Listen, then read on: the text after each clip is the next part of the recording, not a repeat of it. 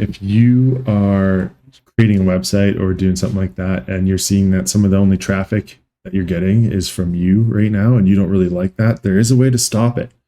Pretty easy to do. I'm going to show you how to do it right now. Okay.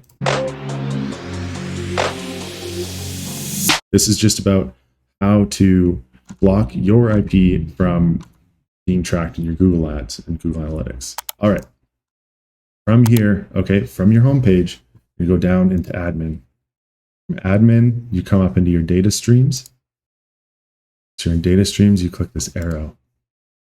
After clicking this arrow, you come down here, configure tag settings. Okay. And then you're going to go click show more.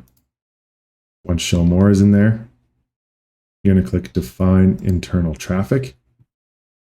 Click create. And then rule name. So you're going to go exclude my IP address. Internal is going to be the type. So because I'm only blocking my own address, I'm going to go over here and I'm going to select IP address equals. And you click the drop down. And then you're going to upload yours. And you can get your IP address by clicking this button right here. And there you have it. IP address removed from all the tracking. So now my conversions don't count, right? When I'm trying to click the button, figure out if it works for a phone call or a form fill, it's not going to count as a conversion and track me as a potential user or a great customer. Just going to move it on. Anyways, I hope this is helpful. If it was, it's short, it's quick, it's sweet, it's in the moment. Drop a like, hit a subscribe. Thank you so much for watching, and you're an absolute legend.